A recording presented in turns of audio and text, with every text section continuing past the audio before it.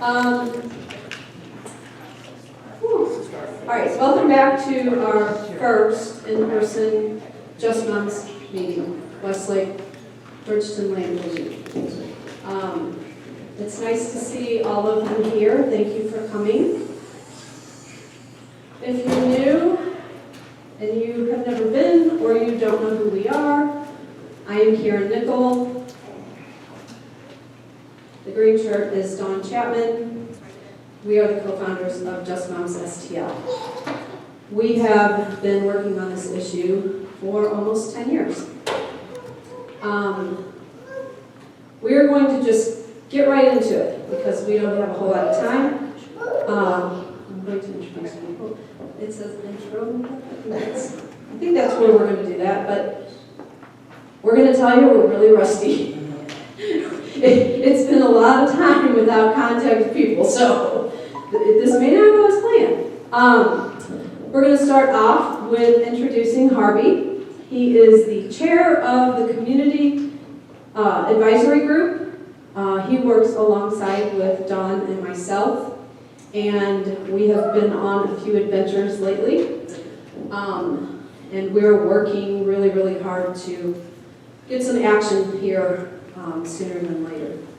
I am also going to ask at this time if we have any elected officials to stand up and introduce yourself rather quickly, please. Hi, I'm Paula Brown, State Representative for the 70th District. State Representative for the 72nd District. Hi, I'm Danielle Spradley. I'm a representative for Congressman Ward Bush's office. I'm Bob STL, Bridgeton Councilman from the City of Bridgeton, Ward 1.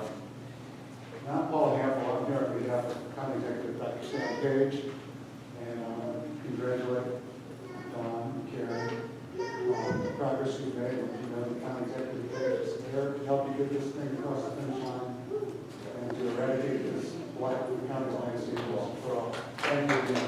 Thank you. We appreciate that. Others? Anyone else?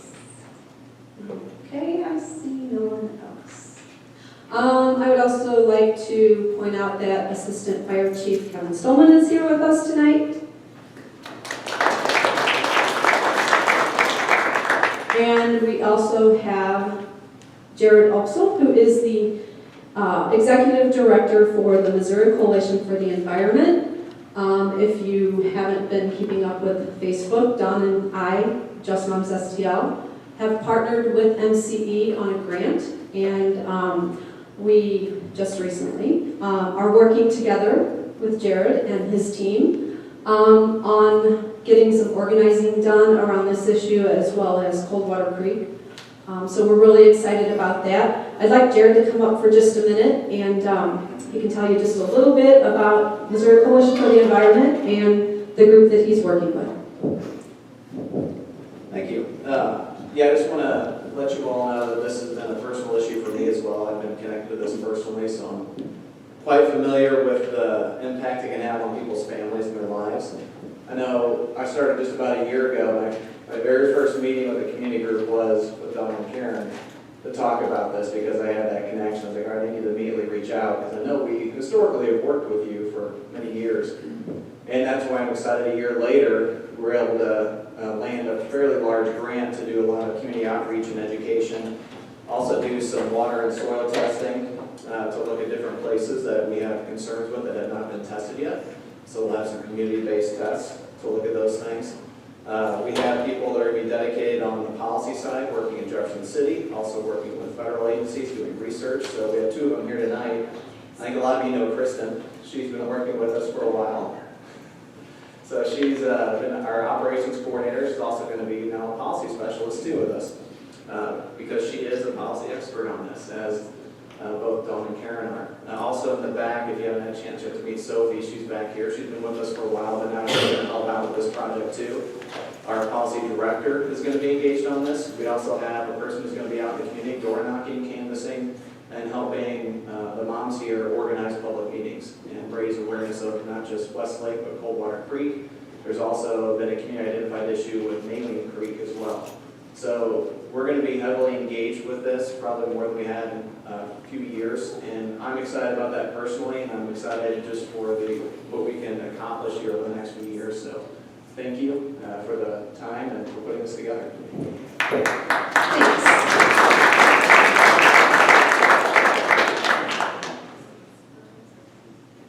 Yes, there are a couple other people that we wanted to mention. We are super excited about another grant that came about from the Bridgeton Settlement Landfill Grant, or Settlement Fund. Dr. Campbell is here tonight, and so is Sarah Geringer with SSM. Dr. Campbell is with IFM, and a little bit towards the end of the meeting here, we're going to talk more specifics about that. I think you guys are going to be really excited to hear about that program as well. I also wanted to say real quick that this is really kind of the first time that Dawn and I have been back together with our little core group of Just Moms. Debbie Disser in the back, who always runs our recording our YouTube channel, all of our technology stuff up here, and Megan, who runs our sign-in table and carts all of our information around for us, and Kristen Camuso, while she is also employed as an MCE employee, she is very dedicated and still volunteering for Just Moms STL.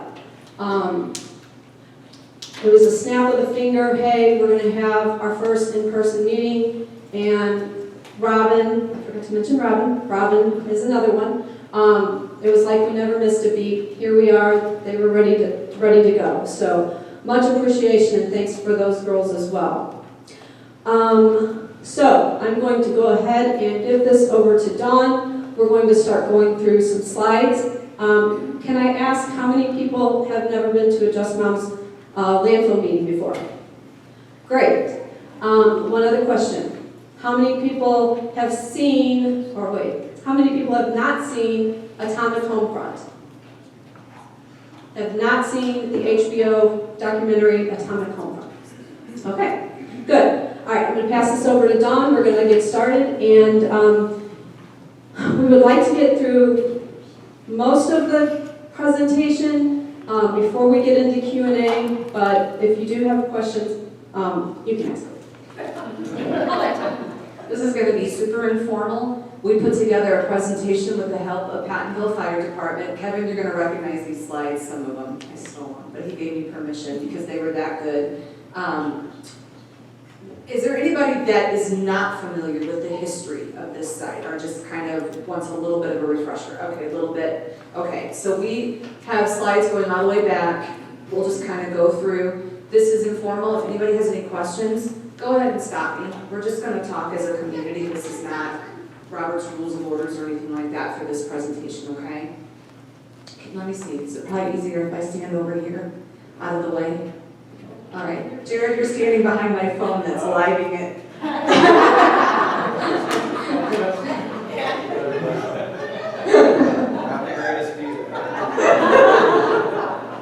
That was just Jared also, people on the line. Yeah. And then, Kristen, can you keep an eye on my phone and just make sure nobody has any questions or anything like that? Because it's live and make sure it's working. Sure. Okay, so Westlake History. The original site was a limestone quarry. Okay, the operations continued until 1974. Here's an old historical photo. Once the quarry, the limestone was dug out, they started filling it in with garbage. And it was not a regulated landfill, so it could take whatever they wanted to dump. There were no laws against what you could or could not put in this landfill. History. This is a photograph of the airport. This is right off of McDonald Boulevard in Lindbergh. Got this really cool corner here. These trees in the back here, this is where Karen grew up. This was a subdivision. This is the Berkeley Quarry League ball fields right here. Coldwater Creek would be about right here in this photograph. So that is the initial point that Coldwater Creek became contaminated. This is a photograph of Laddie Avenue. I don't know how many people have seen this before. The soil that sits at Westlake right now, the radioactive materials, came from the airport, then they were dumped at this site, Laddie. This is what it looked like. Laddie Avenue had just piles and piles of what looked like dirt, but was actually radioactive. This is the barium sulfate. How we know that is because it's white. They were identified by colors. Look how black this is over here. This is probably one of the ores. Initially what happened, and by the way, Coldwater Creek also sits on the other side of this site. So it is the second source of contamination for Coldwater Creek. However, as you can see with this material sitting out like this, there were windblown particulates all over North County. This material was moved back and forth several times, even while it was supposed to be sitting at this site. While it sat at this site, the Department of Energy held a license for it, as did another corporation known as Cotter Corporation. You'll hear them mentioned again and again, Cotter, which is now Exelon. So in 1973, while they were trying to ship all this waste out to Colorado, the dryer broke. And this waste, as it sat out in the open, was saturated. It was wet. And it was too expensive for them to ship at that point. So they illegally dumped it from July 31st, 1973, all the way to October 31st, over 3 months, round the clock, at West Lake Landfill. Included was the bottom of the site, so about anywhere from 8 to 16 inches of topsoil, which was highly contaminated, was also moved. History. The Nuclear Regulatory Commission found out that it was moved in 1974, and they shut down the Westlake portion of the landfill. The Post-Dispatch. Now I want to go back real quick, because this is important. So 1974, the NRC knew it was illegally dumped. The community didn't know for 2 more years until the Post-Dispatch blew the story wide open. So in those 2 years, this waste was moved haphazardly across the site. Nobody was watching it. Nobody said a word. So that would have been a key time in this community where exposures would have happened. And that has gotten us to the point where we are right now. It took 12 years for the site to be classified as a Superfund site on October 28th, 1989. So all through that time, from 1977 on, the Department of Energy had the site. The government was the sole responsibility of them, and they went back and forth on whether or not they should clean it. And it sat there for about 20 years. Eventually, it made its way to the Environmental Protection Agency. This is where we are now. This is why the EPA is involved. This is also why the Department of Energy is still listed as a responsible party at this site, because they created the waste and they had it for the first 20 years. So, multiple reports and studies detailing the history, the status, and proposed remedies of the radioactive contamination have happened under EPA. Now we're going to get to mistakes that EPA made. This is my non-related sister right here. So, and this is the part where I think when we talk about historic anger towards this agency, that festers still to this day. This is why we feel it. So, the EPA released a feasibility study, May 2006, which evaluated possible options, other studies. They eventually signed a decision in May of 2008. That decision was to leave the waste where it currently sits, and to just throw some dirt over the top of it and call it a day. But, and again, the EPA made this consent decree without the knowledge of the other radiological material from Laddie Avenue. So let me tell you what they didn't do. They didn't go back and look at the photographs that I just showed you. They didn't take into consideration what was in the soil that was beneath those piles. They didn't read history, and all those documents they had on their desk, they didn't read them. But we did. We did. Debbie found them. Raise your hand, Debbie. This girl can find anything. So what happened was, for the past 9 years, Harvey, Karen, me, Debbie, Robin, Donna, Kathy, and others in this room, the Menke sisters, have spent hours pulling documents out, historical documents that should have been read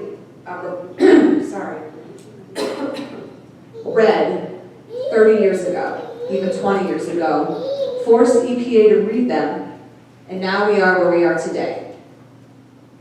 So we have a second decision that was made in September 2018, and that is to remove 70% of all the radioactivity, not the waste, not all the waste, all the radioactivity on the site, and that's an important difference. By removing 70% of the radioactivity, the energy that it gives off that causes harm, it's actually a better cleanup than if you were just to remove 70% of the waste. This includes removing up to 20 feet, so there will be no digging at Westlake below 20 feet. And in fact, very few areas will be dug down to 20 feet. The majority of it will be 8 to 12 feet. And by going and making it so that they're going after the overall radioactivity, it does give them the option to be selective when they're cleaning this, so that you are going to have areas where, you know, they may decide not to dig in, and they may go to other areas where it just sits on the surface. So, and I know that that's upsetting to some people. I know that there are a lot of people that ask, well, why can't we get it all? Well, we're going to go and show you why you can't get it all. But this landfill is 375 feet deep in areas. It just is not possible to dig down that deep and not have an enormous risk to this community doing that. And really the biggest risk would be starting another fire.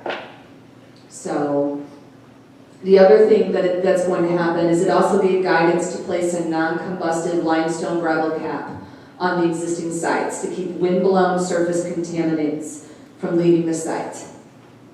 So 2004, waste was stopped at the landfill. This is when the fire started, between 2009 and 2010. This is the approximate date that we have from the Department of Natural Resources of when the fire started. This is kind of the official, okay, we have an issue according to documents. We wanted to put this up there when you're reading about the fire. These are the different things that it's called, but it is a fire. It is a fire, right, Kevin? Is it a fire? It's a fire. It's a fire. Whoa. This is when mitigation efforts began to control it, and they're ongoing. Here are some of the efforts that have gone into controlling the fire: monitoring probes, gas extraction wells. You can read for yourself. A lot of money has gone into this site, a lot. This is one of, I won't say my favorite, but this shows that one of the things you probably have noticed if you passed by recently is it's collapsing.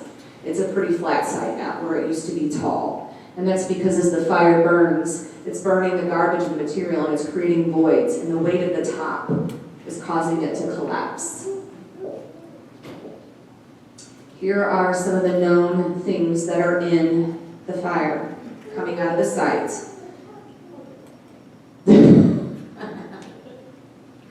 This is a flare. This burns off most of them. This green tarp that you see, this membrane across the site, captures them and directs them to the flare so they can be destroyed. Otherwise, those would free flow into our community. So it's a pretty big deal.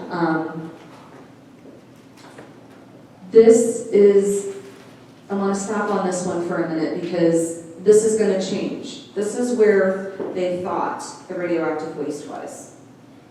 If you have paid attention in the news this past year, especially the past 3 months, you'll note that we have quite a few areas outside of these where radioactive waste is being found, including some places off-site. We have a map to show you. You have Debbie to thank for that. You have Debbie to thank for the fact that they actually took the time to find it, because it was one of her maps that we sat in front of EPA that caused them to take a second look at things and say, okay, we likely need to do some more testing. That and a contractor they hired to come up and look at the site ended up agreeing with us. So we have what we call Area 1. So this is the entrance to the landfill. This would have been where the radioactive waste was initially dumped. This is Hussman over here, Verbeck. This is Tossig Avenue. So they would come in, dump the waste here, and then moved it all the way across the site wherever they needed it. This whole area down here is where the fire is. Any place that you see this green tarp is there to control the fire. We also have what's known as the buffer zone and lot 2A2. Both these areas are contaminated, and then you see the waterway right there. Question. Yes. So I was at a planning and zoning meeting Monday night, and the Banker property, which actually butts up. Right there. Yes, thank you. So Public Services has purchased that property, and their plan is, if they get it rezoned, to put in special requests to start grading that soil and taking it over to start filling in where the landfill has collapsed.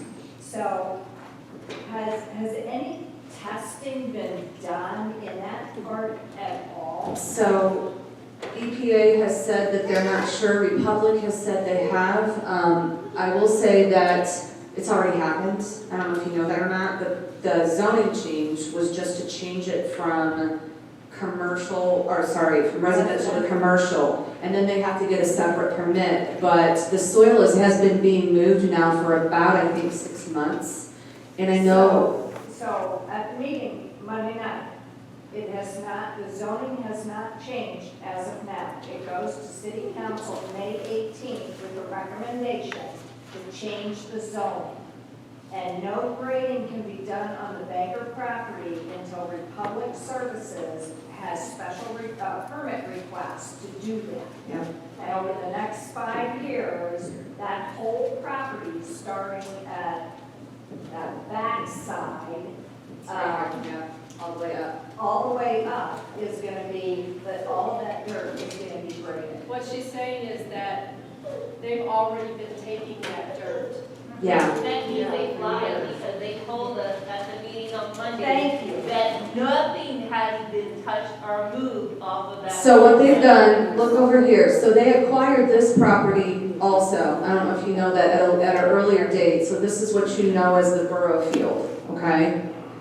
And if you look at the property, they're side by side. So the borough field, and you can see all the dirt that's moved? It's been moving now for years to cover areas as needed. And then down here in this area, this is where they want to take the chunk out, is my understanding. And I think from the DNR records, that used to be a soybean farm. Now, I will tell you this. So this is, you're right, this is zoned residential. You know what else is residential? That's residential. So at some point, it will have to be zoned commercial parts of the whole site. Now, the one thing, I'm more nervous about what's been allowed to happen here for years than I am here, and I'll tell you why. Because that's a soybean field, and historically, from what we can see, other dirt's been brought in to build that up over the years. So they could test it, and we could force the issue. I don't know how, because that's private property now. I mean, you know, I definitely would encourage you to talk to the Bridgeton people, but I don't know who has the authority to do that. I do know that as you see in later maps, you'll see a couple places off-site that they've tested, like down here, where they haven't found anything, and over here. So as the rod sits on the sites, so the rod is the decision. Anything above 52 52.9. Is it 52.9 or 59.2? I think it's 52.9. 59.2 gets removed. But anything below that gets to stay. So if they were to test this dirt, they'd have to find it below that for it to be considered RIN and be an issue. So, Question on the fire made self-regulating. Chief, do you want to answer what would happen if the fire hits the radioactive waste? There could be a reaction. You could have a massive release of isotopes in a combustible state. Not a mushroom cloud, but Well, it would equate to the products of combustion, smoke. If it is exposed, you would have isotopes, different isotopes of radioactivity within that smoke. So the good news is, over the last several years, we have seen a decrease in overall temperature. The subsidence that you spoke of has slowed. They measure it every month, and anything over 6 inches causes concern. The subsidence has slowed quite a bit. Temperature readings are down. Methane readings, which is another byproduct of combustion, it's what they burn off. The methane is down as well. I've been going up on the side though, but that's the off side, right? One particular well Is in it over the here? bottom corner, yeah, closer down. One particular well, and you'll see it on one of your other slides, that they are finding methane in now. But the good news is the main area where we were worried about the South Quarry having the extended temperatures and it moving to the North Quarry, those temperature readings are all down, and we're seeing the gas mitigate away from that area. So it's what they're calling right now, the term is managed state. It's always been a managed. Exactly. So how far apart are, at one point, there was several hundred feet between where the smoldering event started and the radioactive waste. How much closer are we now today? Depends on what map you're looking at, because the. We'll get into it because there's an updated map to There's an show. updated map, so OU1, which is historically staked out there. Right there. Those are boundaries, and that's an archive document that you have in there that was found, that's actually from the EPA archives. So actually, if you're looking at that map, north is to the top.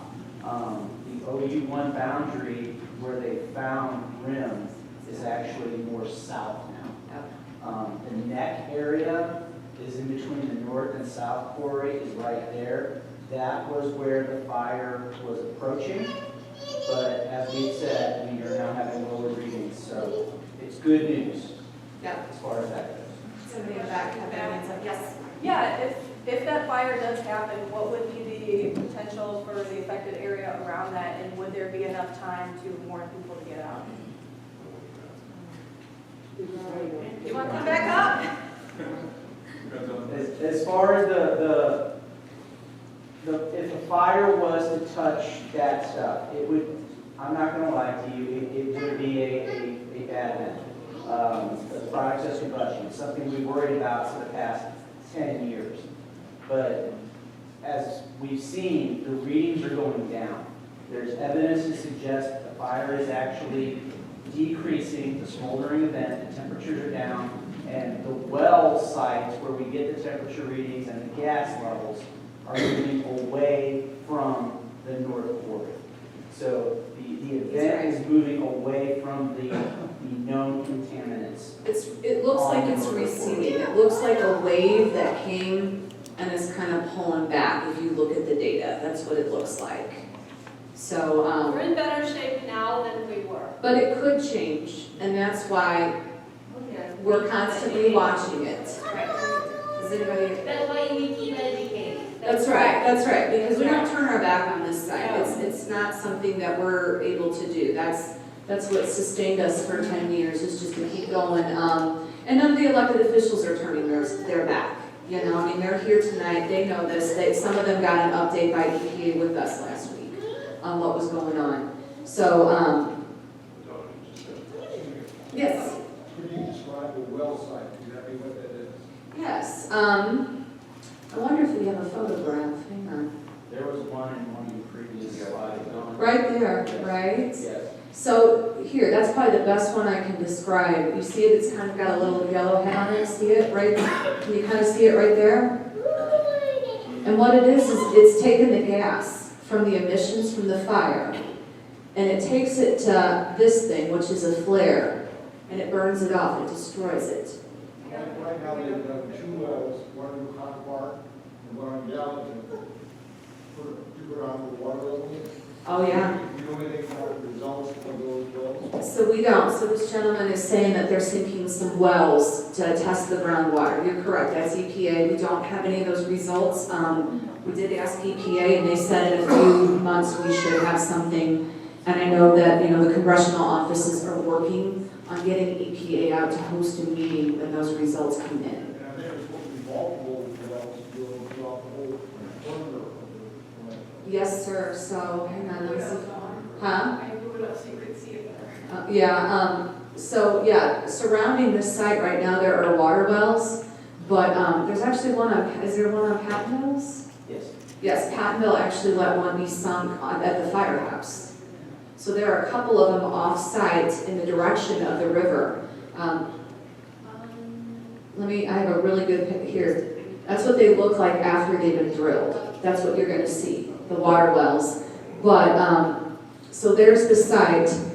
This is kind of the perimeter that's been drawn by EPA around the site to look at the groundwater. Does that make sense? So this is the site. This is West Lake Landfill. That's the Missouri River. This is all of Earth City. And so typically, the groundwater goes this way towards the river. So, but it is possible for it to go different directions based on underground streams. So they are also testing out in this area too. Does that make sense? But yeah, they are sinking a wide perimeter all around.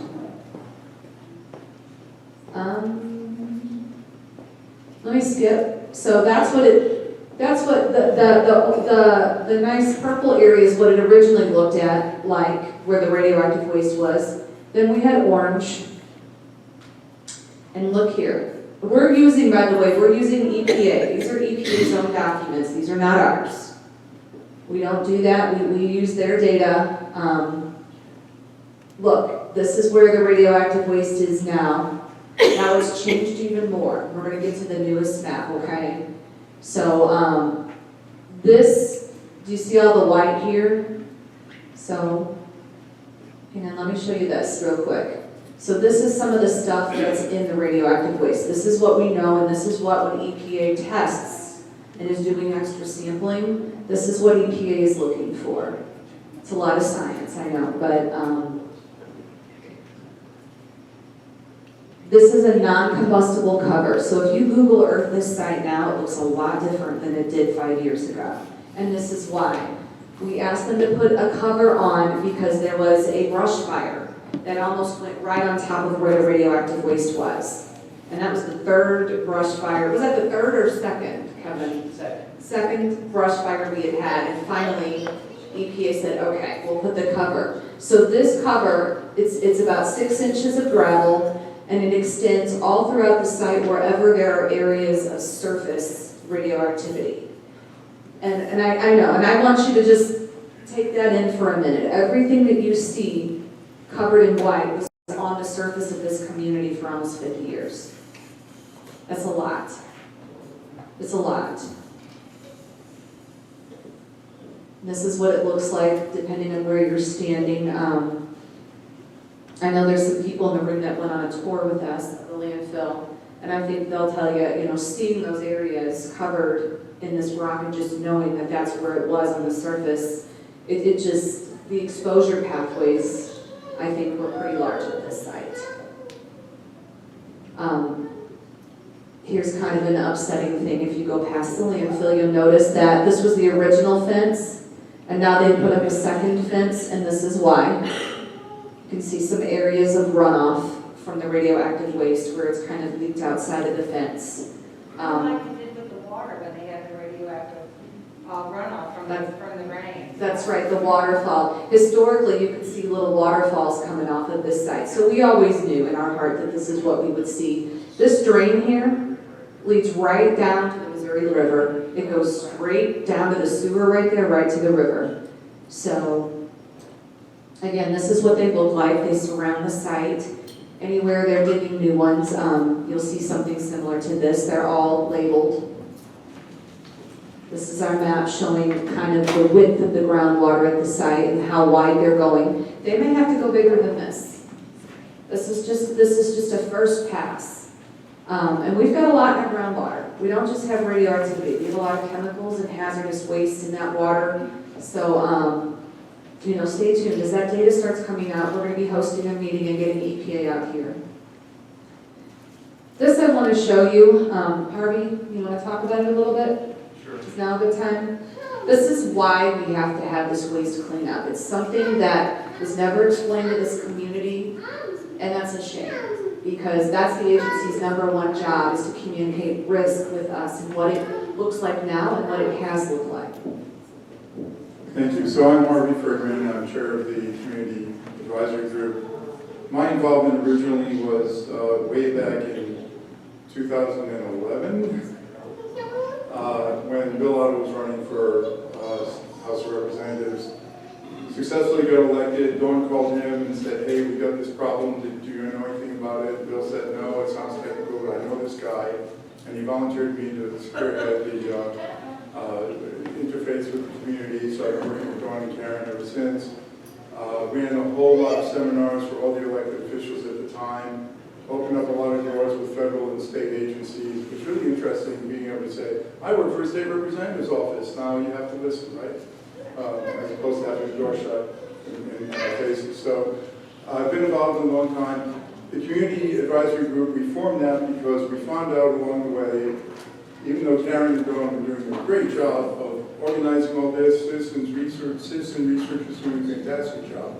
We found out that EPA didn't understand how a community functions and told us that if we formed the Community Advisory Group, we would get access to some more technical support and be able to have some meetings with their engineers, et cetera, and some other things, niceties that have helped us along the way. So that's really what the Community Advisory Group does. We sit on technical meetings with the EPA engineers periodically. They are attended by all your representatives, all your elected folks, all the way up the line in these meetings, at least the representatives are, along with some local businesses and concerned citizens. So that's where we are. I've been asked to answer the question of, EPA is saying there's no current exposure from this right now. So why do we have to dig all this up? Why do we have to deal with this? And the answer is in the science. All of you probably know that uranium is kind of the source radioactive material. And if you remember, there's all these electrons and neutrons and all that stuff, photons that are flying out of uranium all the time. And ultimately it turns into lead when all that is done. But in between, it goes through a lot of decay, they call it. And some of those decay products last for hundreds of thousands of years, and some of those decay products last for seconds, and some of them last for anywhere in between. Well, the ones we're concerned about, we happen to have a lot of thorium and radium in this particular nuclear waste. And as this decays over time, it's going to increase in the amount of radon and radium that are there. Radon, as you know, is not a good gas. You don't want to be around it a whole lot. As it increases, it's going to be a threat to the community. Radium has gamma radiation. Again, it's a strong type of radiation. You don't want to be around that either. So what they're doing, this whole thing of getting the, if you're thinking of this kind of hot spots, they're kind of getting the hot spots near the surface out. And the reason they're doing that is because the radon, as it comes up through the ground, actually loses a lot of its energy. So that as it has to go through the 8 feet or 10 feet or 12 feet, and then the cap that they're putting on top of it, by the time it comes up the top, it's not going to be dangerous to the community. And that's the goal here. Same thing with the gamma radiation from the radium. So hopefully that explains why, even though EPA is saying there's no current exposure right now, but we have to get this out because over time it's going to become more dangerous. Any questions on that? Thank you. Question. As this goes down, rather than coming up, into the water, does it transfer in the water or? That's one of the things. It does, that's how. That's one of the things I'm very proud of this whole community in doing. Because of our advocacy with the EPA, we've gotten them to declare a whole new separate Superfund, if you would, study on just the groundwater, independent of all the other stuff, because the thing about the groundwater is this is a pre-regulation landfill, and most of it is online as well. So it's not just the radioactive materials, it's all kinds of stuff that's ending up in that groundwater. So we got them to do an independent, total study, and that is a big win for this community. So really, this groundwater that we got, we don't know where that goes. It may go to the river, may go anywhere. That's right. So it's the fact that you have. And let me tell you what they'll do. So this area, like I said, will change. It will change with the study. As that goes back down and gets into the groundwater, whatever extent it goes out to, there will be wells, and it will create a reverse pumping. It's not going to be able to clean that groundwater, but it's going to be able to hold it in place and keep it, and it could possibly pull it back from the river. If it's at the river, they do have the ability to pull it back a little. We're looking at that to see if that's something that can be done in our area. I know that's our biggest fear, is that it's already made it there, and we don't have that answer. But some of the spots that have been identified on the site that are deeper, that have pockets of radiation that won't be dug up, we can also sink wells around those, water wells, to keep whatever is happening to the groundwater at that particular spot on the landfill steady. So, What you're saying is you got a well, and you pull that water out, where's that water going to go? so it has to be run through a filtration system, and it'll be run through rock salt. I don't know if you're familiar with Weldon Spring out there, but they have one of these same systems there, where they run it through, and then the salt, so the stuff that filters it out, that actually has to go and be stored where the radioactive waste ends up going. So all these wells that we drill for water around the landfill, you could have these salt stations, if you want to call them. You could, or they could pull it, or they'll pull it in a different direction, and they'll pull it back to the site and treat it on site. There's lots of different options. If they find a spot of heavy contamination off-site, you're right, they could set up their own little salt station right there and pump it. It just depends on what they find. So does that make sense? Yes? John, what's the timeline of EPA's groundwater study? We don't know. They're just in the infancy. They have not even identified the perimeter yet. A long time. Yeah, so we have to figure out where it is, and then we gotta figure out what's in it. And then, like I just said, then it's, what do we do about it? And then on top of that, because it's groundwater, you have seasonal changes. So That's we're right. going to insist on monitoring it for a couple of years to see how it flows and changes during the seasons. That's It's right. going to be some work. And we're doing what we can to expedite it and get it going. We already have a couple of years worth of studies. They just have to get that data out. And I don't know if they're afraid, or I don't know if they're just not quite sure how to present it to this community, but we're in the process of finding that out as well. Yes, Lily, in the back. So, like when I bought my house, I had radon testing done. Do you recommend that we have it done again because we've lived there for 10 years now? I'll tell you what, I would say if you, I know nobody likes to hear this, but if you live in Missouri, get your basement tested with radon first of all. And I would do it every couple of years because that can be seasonal as well. But with this issue, I mean, could you detect it on a radon test? Probably, but you would never be able to know if it's in your basement because it's Missouri, where it's coming from. Does that make sense? And some people have it and some people don't. So, but I can tell everybody, and there's like free tests too. Well, I don't know if you've been on our website, but you can get on and order a free radon kit from the state of Missouri. So I would recommend doing that. We'll put that up if you want it. Does anybody else? Okay, moving on. That, the record of decision, what is it? We kind of went over it. Nothing deeper than 20 feet, 70% of the radioactivity, and then after that's done, a cap over the entire site to slow the release of radon gas. And we do know the cost. The cost is $205 million, split between 3 responsible parties: the Department of Energy, they created it; Exelon Cotter, they purchased it from the Department of Energy and dumped it; and Republic Services, because they own the site that it was dumped in. They acquired it. Can you explain just a little bit about the 205 million? So that is the estimated cost for this particular remedy. That cost might change, but there, obviously with any project, if you think of a project done around your house, there is no idea of what the exact cost is. They've got it as close as they can, but it might go up a little, it could be less, depending on what they do at the site. So the responsible parties, before we start digging in this site, they will come to an agreement on this price and who pays what percent. And nothing happens at this site, nothing can happen until those 3 agree on the percent to pay on this price. And it could happen tomorrow. They are right now currently negotiating on this price, so at any moment, yeah, the price is set. Could it go up? Absolutely, but that is part of Superfund and part of what they sign up for being a responsible party. And we already went over this, yep, 52.9. I get those confused, sometimes it's 59.2, sometimes they say 52.9. Generally down to a depth of 12 feet. So that is about the depth that they think that they're going to go on average. There will be a few more spots where they go down to 20. 20 is the max.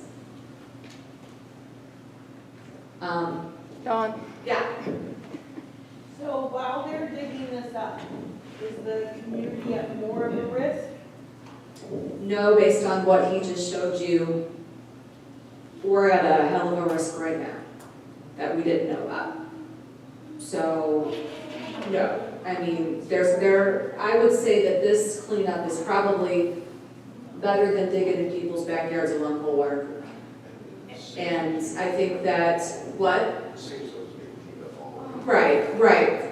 And the other thing is, and we'll get into this, Debbie, if you want to come up real quick and get the other slide ready, we're going to show you what we know recently, but you'll see based on this that you're looking at hot spots. Does that make sense? You're looking at a couple areas that are on the surface, and then from there, an area here, an area here, an area here.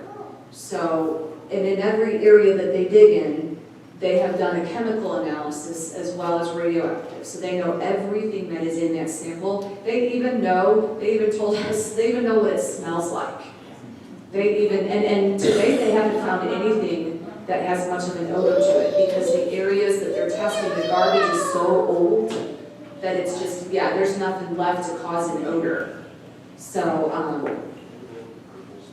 yeah, can you magnify it, Deb? Can you get it? Is that as magnified as it can get? So, can you put the original on, and then we'll do this one. Can you put the original? Debbie, God love Debbie Visser. She did something really cool here. Wait till you see what she did. I can't wait to email this to EPA, although I think they're probably watching on my phone. She took 2 maps and overlaid them in this photograph, which is amazing. No, it didn't come up.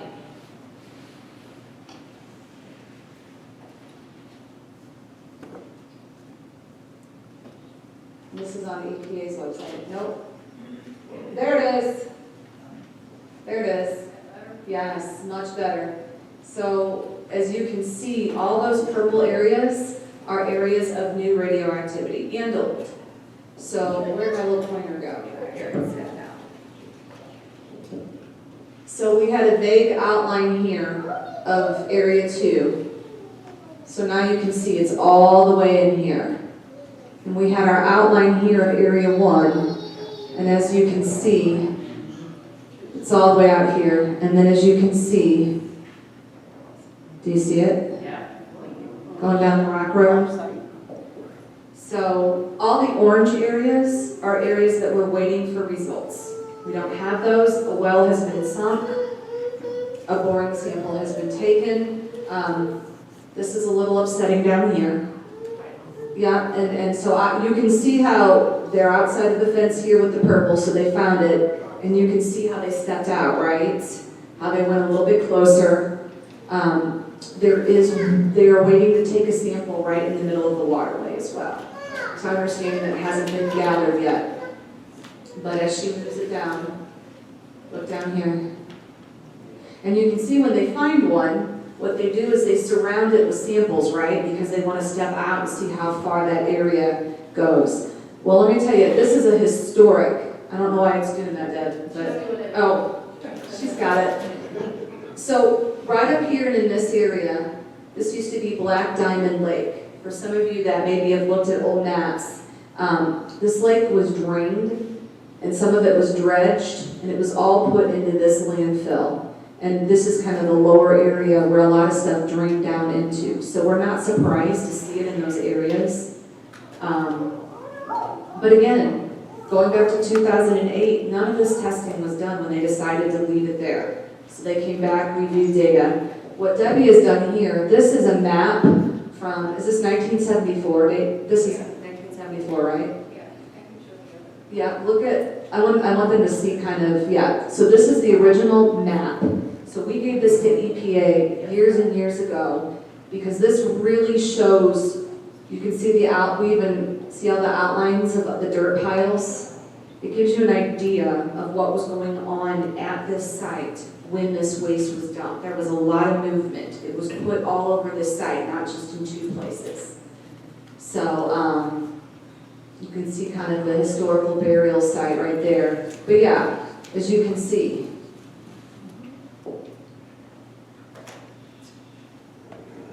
And I know a lot of people have asked about the South Quarry. Deb, can you move down again? So as you can see, the South Quarry wasn't even dug out yet. It was just starting to be, see? So, you know, a lot of people have said, well, is it where the fire is? If it is, I'm not sure that they're ever going to be able to test for it there because you just cannot sink a hole in the ground where the fire is. You would introduce oxygen. Kevin's worst scenario would happen. I mean, you'd have, you don't want that. But at the same time, you had a lot of drainage into that area. So at some point, I think what we're looking for is the groundwater and what it's going to tell us in that area. Deb, can we go to will it take us to the top where those two areas along the rock road are, the swimming holes? Look at this. Look at this, you guys. So obviously you saw like a purple X right here and one right here. Yeah, you just ate fish. You see it? So this used to be, see how you can see the shadow of where the pond used to be? And you can see the pond across the street. So we've got a lot of work with EPA since this is off-site. We're working with them to see if we can get some more maps and to see what they find in those areas in the sediment. Yeah. Is the community going to get a covered structure? We don't know yet. We are still pushing for it. We have to push for it, they're not wanting to do it? No, they want to do it, but they also can't let it fill up with radon. So they are looking at what different structures do. Do they have the ability to filter the air out? Because this is a landfill, they can't legally leave holes open when they're cleaning it. They can't because the birds and scavengers, they have to follow state regulations. So they will actually end up having to open an area, take it out, put it in its container, do its thing, and then backfill that area. And that's part of why it's taken so long to do these additional testings and to do the design, because they have to design where to start. It would be easier if they could do what they're doing at Coldwater Creek, which is open a hole and leave it. They can't do that here. They have to open it, get it out, and then close it real quick, and then move. So there's not, gonna be, it's not gonna be as out in the open, if you will. Right, and that's why I was hoping, because there was a mention of a covered structure Yeah. in the rod, if I'm not mistaken. It could have been, yeah. I mean, we've talked about it, and this is part of the design. The design phase is not even 50% done yet. And it's part of the safety plan. It's part of what we talk about. And that's probably why we're not seeing any work being done on the rail spur from Burback. So Across the street to the landfill. they're not even there yet. Yeah. They're not even there yet. Alrighty, then I won't get too upset until it gets to be go time, and then Yeah. I'll be super pissed. But I would go back. It's not gonna let me go back, but that's okay. I would go back and look at Harvey's thing too, because the sooner we can get started on this, the less, because that's going straight up even as we stand here. I mean, it's a heck of an increase. Does anybody have any questions? So this might be a dumb question, but with all this water, this groundwater, how does that affect the drinking water in this area? So it depends on if it's hit the river. We don't know. But once it hits the river and Missouri American Water, which is that we know of, we're searching. If anybody knows different, please say something to one of us, EPA. If anybody knows of anybody in this area that's drinking out of private groundwater wells, we really need to know about it. We don't think anybody is. EPA doesn't think anybody is. But the water that we get comes from Missouri American Water, and they filter it for these particular contaminants. Here's what sucks. You're allowed to drink up to 50 picocuries of uranium in water. And you're allowed to. And they don't care where it comes from. It could come from this side, it could be natural, it could come from out in Las Vegas. They have the bomb testing. Theirs is the highest that we know of. There's no, does that make sense? That there's no saying where it comes from and where it doesn't. They just filter it down to the allowable levels to drink. And we've looked it over. We've looked at the drinking water levels. We do have some of the best water in the nation here. We really do. But we don't know. There is thorium that you're allowed to drink in all around. There is lead. There is all sorts of things. Does that make sense? Now, it would be interesting to see what the original testing looked like from Mo American Water, right? Before they filter it, just to get a look at that. I suppose we could call them and see if they give us a tour. I don't think they will. You think so? Sure. All right, well. I mean, I make them up. But I can tell you, they've got a heck of a filtration system going. I mean, it's just, you're allowed to drink some nasty stuff in water. So.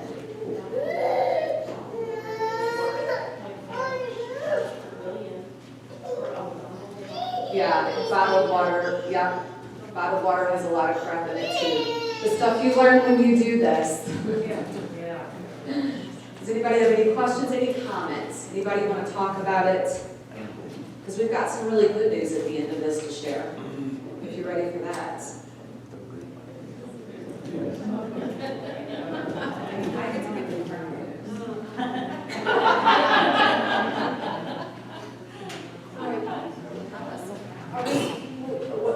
Wait, we didn't do your call to action, please? Do the call to action, Karen, tell them what to do. I'm not trying to get the clicker down. Well, I think we have one congressional office in the room. Thank you, Congresswoman Cori Bush's office. So, we do have a call to action, something that you all can do. Call your federal elected officials and tell them that this site is important to you. I think the last community meeting we had might have been July 2019. At that time, we were not in fight mode anymore. We had already received our record of decision. We were feeling pretty good. However, we did let you all know that we would be watchdogging this site, that you could never turn your back on this site, and that even though there was a record of decision, that did not mean that there necessarily was going to be a cleanup happening tomorrow.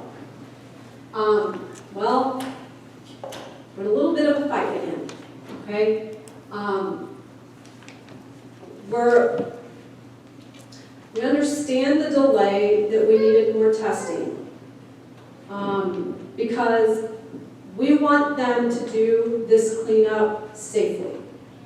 When they open those holes and need to remove the radioactive material, speaking to Robin's question about the structure, and Harvey and I talked to Tom, one of the engineers, about that, and he was very specific about we have to be very careful and know exactly what we're doing.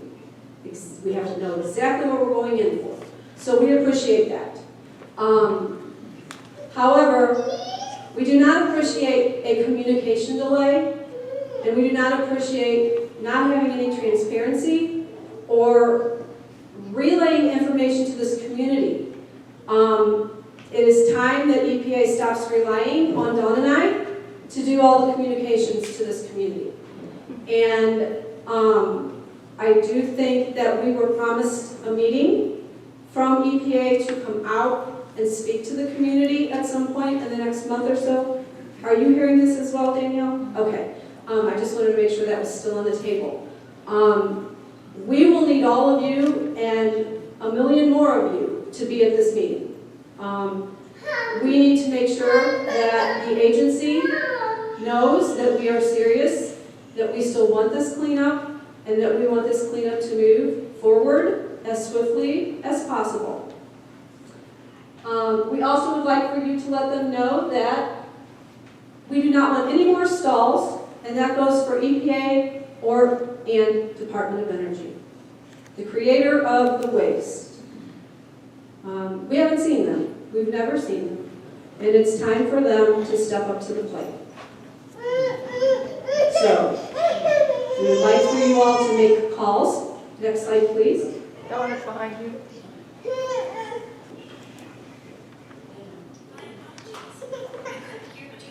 I said next slide, please. Thank you. Here you go. Here's the information. Make the calls, please. All you have to do is say those 2 sentences. That's plenty. I would also like to let you know that State Representative Paula Brown, do you want to have a little chat up here? Okay. Hi, everybody. So, as of yesterday, the Department of Energy has received a request from me to come meet. That was followed by a request from Gretchen Banger, representative who will be representing you for the next 2 years. Representative Clemens has written his letter and sent it off. Sam Page's office has sent his letter. So what we're trying to do is create this trickle of letters from elected officials. I will be reaching out to all 4 of the, okay, I'm going to reach out to 3 of these if I'm really honest. I have somebody else going to somebody before the black guy in the end.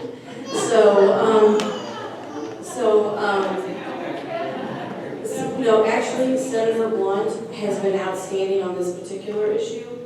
Outstanding, and he really does care about Missouri. I think we'll probably actually hear from him and Corey first. Yeah, and we're in the process of putting pressure on the DOE to make them meet and show up. So this is the request, that they come meet with your elected officials, and Dawn and Karen and Harvey, so that we can have a conversation about stop stalling. We're going to take them to the site that they seem to be so proud of and let them muck around in their own mess a little. So that's what we've started. That's what we're trying to get to happen. We're hoping that this pressure works and that we get at least a couple of those people to come down here. Because we shouldn't have to spend our money to go to them. They have budget. They can come to us. And so that's what we're trying to do right now. Does anybody have any questions about that?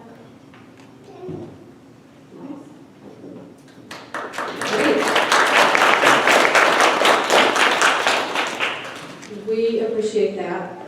Thank you for that support from all of you. I'm going to have to go on and say that Josh Hawley's office has been supportive of this issue. Across the board, all 4 of them have, and that's what we have to say about that. Because we don't care who cleans this mess up. I don't care if it's Mickey Mouse. Just clean it up. So what happened to my slide. That was it. Oh, I have my agenda slide. I don't know what's next. I think we are going to go, okay. Also, there are going to be some things coming up that I think Just Moms is going to need some volunteers for. On the sign-up sheet, if you mark that you would like to volunteer, and put your email down, we may contact you. Not really sure what that looks like right yet, but getting people to a meeting. Also, we will be probably organizing people to get educational material out. That may be door to door. Just different things coming up in the future that we're going to be looking at to get some volunteers organized for that. I would now like for Sarah, would you like to come up and just give a little overview of what's coming to our community? Yes. Thank you.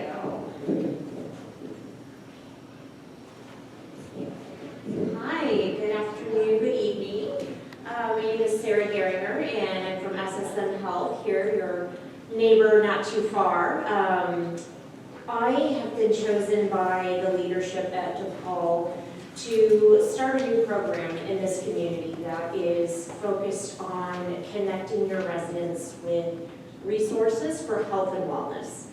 And that doesn't mean you have to come to DePaul. What that means is we are here to help you get connected with behavioral health, with community health workers, for insurance enrollment, for connection to primary care, whatever we can do to help make your quality of life better, your representation in the health system better.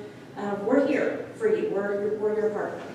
I'd like to recognize Dr. Dave Campbell, who is here. He is from IFM, who is our community partner in this and providing community clinic services. In the near future, we look forward to sharing information about a community clinic that you'll have access to. But right now, I do have some information at the back of the room if you're interested. You can give the community health workers a call tomorrow and say, I'd love to learn more. And how do I get signed up? Or what can you help me with? And we're there. So I just thank you for having a few moments tonight and look forward to working closer with all of you. Thanks. So this is going to open up some access for people that are underinsured or cannot afford health services in this community.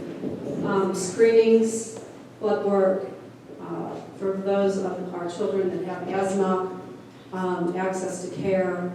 It will touch the 4 zip code area that was covered in the settlement, and it's going to be in a centralized location that has easy access. All the details haven't been officially worked out, but that's where we're heading. Dr. Campbell runs a very successful, same type of clinic at the Hancock Place School District.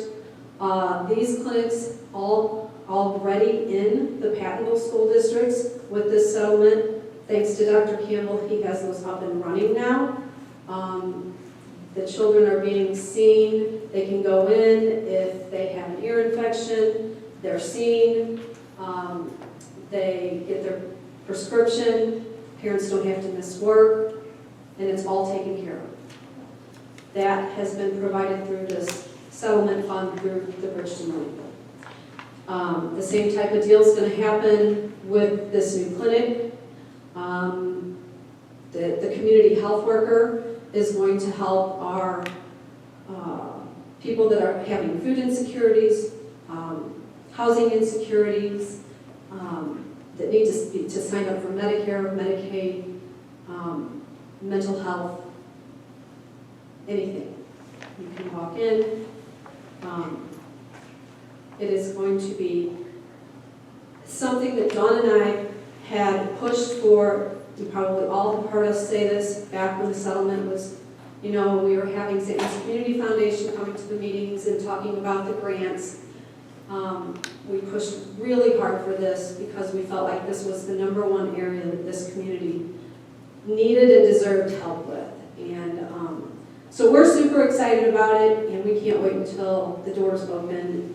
We're super excited about Dr. Campbell and our Pattonville School District that's already benefiting from the services that he's already providing that started kind of on late notice in the year, but next year it's going to be full swing, and we're pretty proud of that. So, so last but not least, before we let you guys all go, yes. Sorry, before we move on, the access for the students in the district, how does that go?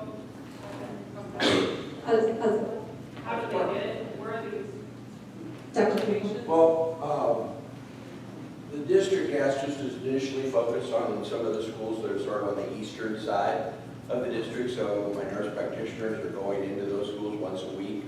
What Karen was alluding to that got a slow start is that our Ready, Set, Go date was about a month after school started, and that school, the beginning of school is, because we don't do anything without parental consent, okay?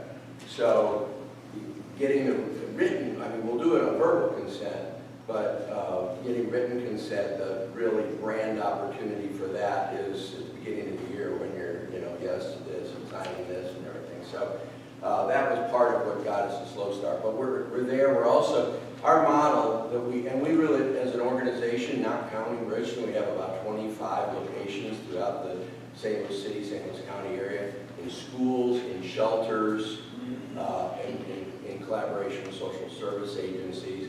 Dawn alluded to the Hancock Clinic, where the district had decided they wanted a school-based clinic, but they wanted it open to the entire community. And in that area, it's no cost. Anyone who lives in 63125 can go to that clinic. And we're envisioning something very similar to this, probably not within a school, because the district was supportive but just didn't have space. But again, when you're dealing with schools, if you put a clinic in one school, then how does everybody else get to it? So we're mobile. We're going around into the different schools, focusing on kids that have difficulty accessing care. We've already made some vaccine runs around to the district to catch kids up on their vaccines, but that's kind of the goal of the project. But eventually there will be a community clinic that will be open to anyone within that the catchment area of the landfill grant. And I hate to put a prediction on it. I'm sure I was hoping by now, but we're looking certainly by fall, maybe, if we can get the Bridgeton community or the government behind us to not throw up too many obstacles. So. Yeah, thank you. Our hopes are that we will have another meeting next month. Yes? Maybe some groundwater data.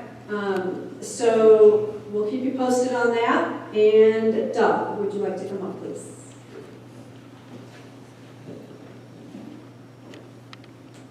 Thank you. So, Kathy, I don't know if you want to remain seated or if you'd like to come up here. I'm going to deliver a remembrance of Chuck to you. And I want to say for a few words first. So, you know me, I get to things in a roundabout sort of way.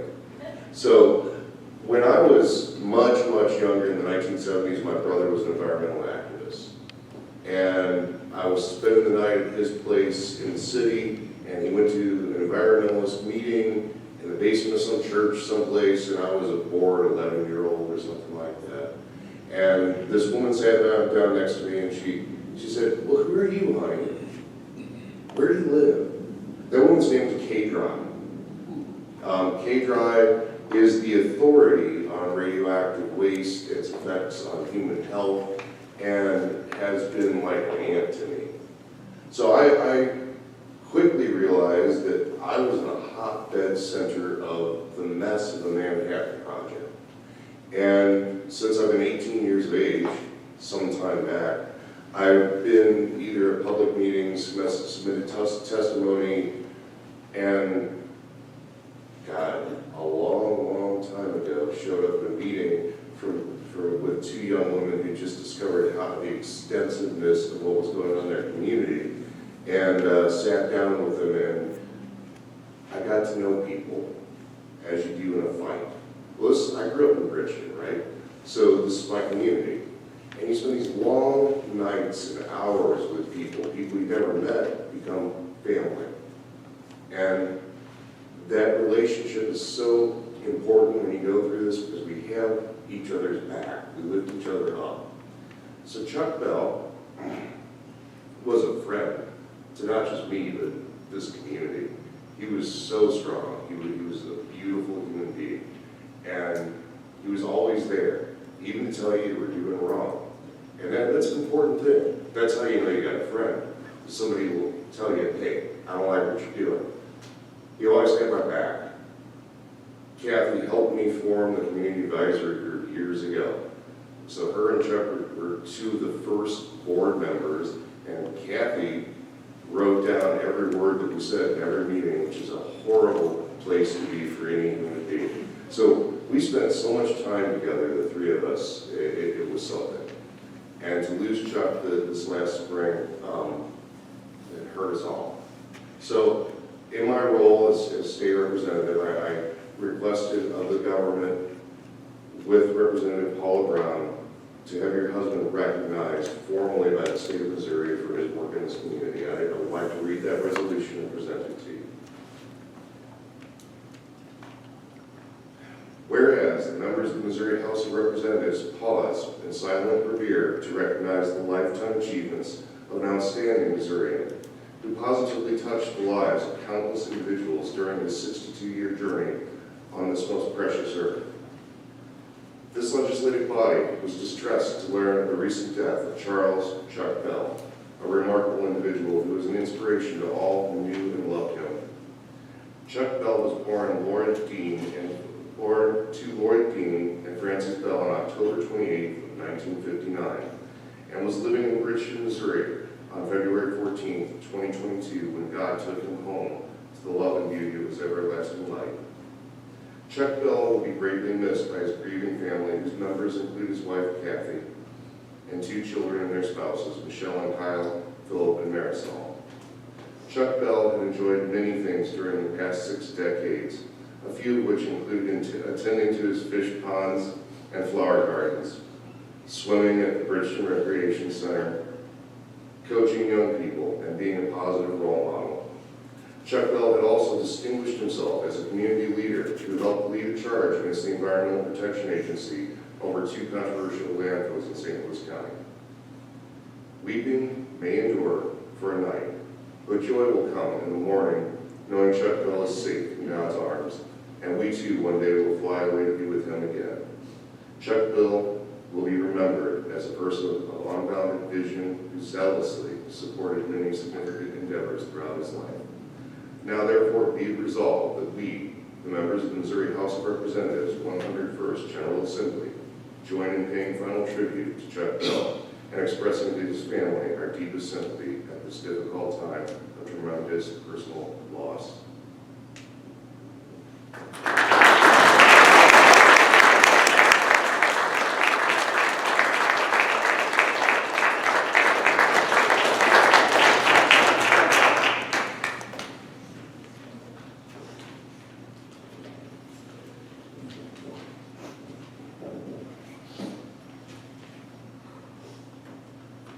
All right.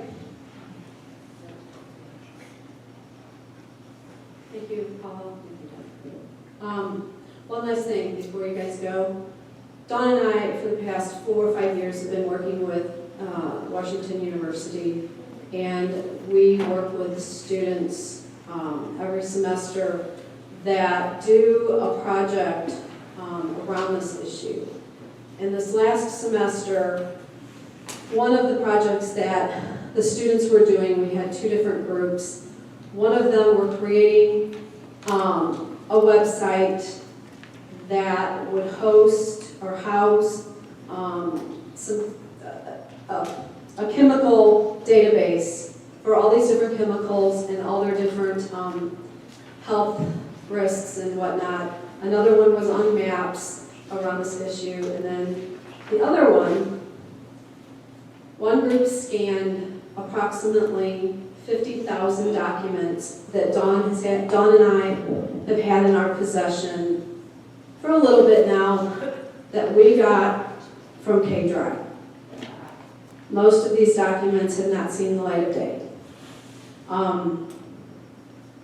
They are scanned. Their projects are going to be presented on Saturday, and those documents are going to go live probably next week. What you guys thought you knew about the Manhattan Project and the role that was played here in St. Louis isn't exactly how it went down. Department of Energy was, and your government was horrible in these documents. If you read them from front to cover, you're going to get the truth. You're going to get the absolute 100% truth. It will be searchable. It will be searchable by keywords. We read them, every single one of them. We highlighted them. I read part of them. We did not read them together. Gave them to her, vice versa. There is stuff from Malincrot all the way up to Laddie, to the airport, the transport, to Westlake, to Weldon, to all the way to the day in 2000, when they did the fence, like 2013, when they were going to set the new poles for the fencing up there, and nobody watched them. Nobody watched them drive right out of the property, right out of the radioactive material, right off the property. Nobody watched them in 2013. So you guys will have the chance in your free time to read all those documents. But we wanted to let you guys know that those documents will be up. There will be a link on our website that you can access those documents. And good night. I'm glad to see you all. Yes, ma'am. I have one thing to say. So my name is All the Radioactivity. I'm a senior at West High School, so I'm not far from here. And I'm working on a project for this program called Our Future Science, where it looks at the intersection between science and social justice. And I know a lot of you guys have been personally affected by Coldwater Creek and the West Lake Landfill. So I think you guys feel comfortable sharing with me some of your experiences and stuff for this project. You can feel free to contact me. Otherwise, you don't have to. But Yes. We just did an interview with her. A very nice young lady here. If you would like to share your stories with her, please get with her, and you can give her your contact information, and she would love to just chat with you for a few minutes and give her your story. Also in the back, Brooke, she is also doing a project for the Missouri Columbian. I am a Stanton Fellow, so I'm a journalist in Columbia. I am trying to do a bigger science project on this that is going to lead into the summer. I can give you guys my phone number if you want to talk to me. You can talk to me tonight, but I would love to hear from anyone here trying to write a big story, so just reach out to me whenever you can. We also did an interview with her as well, so feel free to give her your information, and if you want to share your stories, they would really appreciate that. See you guys next time.